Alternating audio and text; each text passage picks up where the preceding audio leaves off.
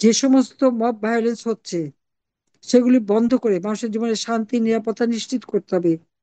ধর্মীয় সংখ্যালঘু সম্প্রদায় থেকে শুরু করে অনগ্রসর যারা, তাদের জীবন মান যাতে সুরক্ষিত হয় তার ব্যবস্থা আমাদের নিতে হবে। জঙ্গিদের দমন করতে হবে, আর্থ সামাজিক উন্নতি করতে হবে। আবার বাংলাদেশের মানুষ যেন পেট ভরে খেতে পারে, কাজ পায়, তরুণ সমাজ যেন কর্মসংস্থানের ব্যবস্থা পায়, বাংলাদেশের জন্য দেশে বিদেশে বিনিয়োগ হয়, অর্থনৈতিকভাবে সমৃদ্ধশালী হয়। সে ব্যাপারে আমাদের সকলকে এক হয়ে কাজ করতে হবে।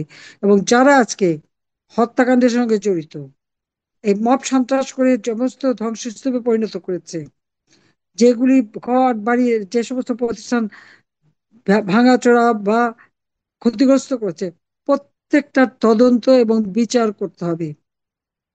যত অপরাধী এক কথায় কথায় মানুষ খুন করে ফেলবে, গলা কেটে ফেলবে, কুপিয়ে হাত পা কেটে ফেলে দেবে, যারা এই সব সাথে জড়িত, পুলিশ হত্যা করে, আওয়ামী লীগ নেতাকর্মী হত্যা করে পা বেঁধে যারা ঝুলিয়ে রেখেছে, তাদের চেহারাগুলি ওই ভিডিও ফুটেজ দিয়ে আবিষ্কার করে সেগুলিকে বের করে সবগুলিকে শাস্তি দেওয়ার ব্যবস্থা করতে হবে। আইনের শাসন প্রতিষ্ঠা করতে হবে, ন্যায় বিচার নিশ্চিত করতে হবে, মানবাধিকার সুরক্ষিত করতে হবে। এবং তার জন্য জনমত সৃষ্টি করা, মানুষের পাশে দাঁড়ানো। এবং সেই লক্ষ্য নিয়ে আওয়ামী লীগ 21 দফা ঘোষণা করেছে। এই 21 দফা বাস্তবায়নের জন্য সব থেকে আগে দরকার মানবাধিকার সুরক্ষিত করা, গণতন্ত্র প্রতিষ্ঠা করা, সংখ্যালঘু এবং নির্যাতিত লোকদের সুরক্ষা নিশ্চিত করা, এবং দেশের মানুষের জীবন মান উন্নত করার জন্য ব্যবস্থা নেওয়া। তার জন্য সকলকে ঐক্যবদ্ধ হতে হবে, যারা স্বাধীনতা বিশ্বাস করেন, যারা অসাম্প্রদায়িক চেতনায় বিশ্বাস করেন, যারা বাংলাদেশের গণতন্ত্র, জাতীয়তাবাদ, সমাজতন্ত্র, ধর্মনিরপেক্ষতা বিশ্বাস করেন, যারা দেশের মানুষের মানব অধিকার সুরক্ষায় বিশ্বাস করেন, আজকে তাদের সকলকে ঐক্যবদ্ধ হয়ে এই জঙ্গিদের বিরুদ্ধে রুখে দাঁড়াবার আমি আহ্বান জানাই। জাতির পিতা বঙ্গবন্ধু শেখ মুজিবের এই বাংলাদেশ, আজকে তার নাম মুছে ফেলা, ওই 32 নম্বর একবার ভাঙলো, তা আগুন দিল, তারপর আবার ভেঙে টুকরো টুকরো করে দিয়েছে। একটা দালান ভেঙে ফেলা যায়, কিন্তু মানুষের মনের মণিকোঠায় এখনো বঙ্গবন্ধু বেঁচে আছেন এবং বেঁচে থাকবেন চিরদিন। কারণ তিনি স্বাধীনতা দিয়েছেন, তার বিরুদ্ধে যতই চক্রান্ত হোক এটা কেউ মুছতে পারবে না, ইতিহাস থেকে কোনোদিন মুছে ফেলা যাবে না। কাজে এটা সেটা সাময়িক। কাজে এই জঙ্গি সন্ত্রাসী ফ্যাসিস্ট ইনুসকে ক্ষমতা থেকে হটিয়ে প্রয়োজনে এখানে আবার একটা কেয়ারটেকার গভর্নমেন্ট করে, নির্বাচন দিয়ে, একটা সুষ্ঠু অবাধ নিরপেক্ষ নির্বাচন করে জনগণের ভোটে নির্বাচিত প্রতিনিধিদের হাতে ক্ষমতা দিতে হবে। আমি এখনো রিজাইন করিনি, সংবিধান মোতাবেক জনগণের ভোটে নির্বাচিত প্রধানমন্ত্রী আমি।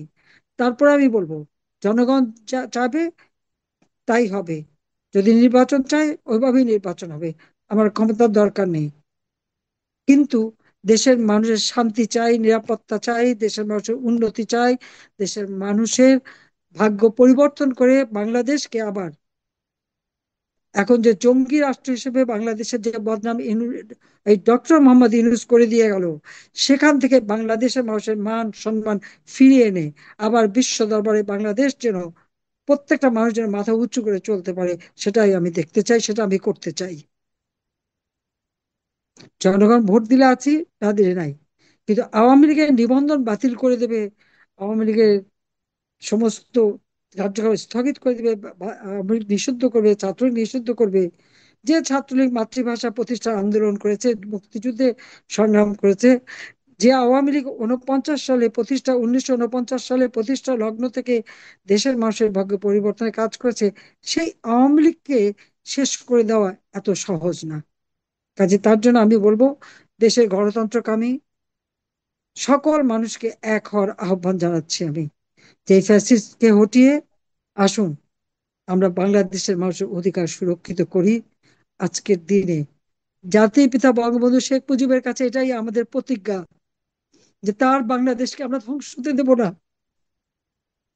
তার এই আত্মত্যাগ মুছতে দেব না। রক্ত দিয়ে, লাখো শহীদের রক্ত দিয়ে যে স্বাধীনতা, সেই স্বাধীনতাকে আমরা সমুন্নত রাখবো। এটা জঙ্গিদের দেশ না, এটা গণমানুষের দেশ। যে দেশের মানুষ জাতির পিতার আহ্বানে সাড়া দিয়ে যার যা কিছু আছে তাই নিয়ে শত্রুর মোকাবেলা করে বিজয় এনেছিল, সেই জনগোষ্ঠীর দেশ। তাদের ভাগ্য পরিবর্তন করে তাদের জীবন মান উন্নত ইনশাল্লাহ আমরা করবই। এটাই আমাদের প্রতিজ্ঞা। জয় বাংলা, জয় বঙ্গবন্ধু। বাংলাদেশ চিরজীবী হোক। আপনারা সবাই দোয়া করবেন।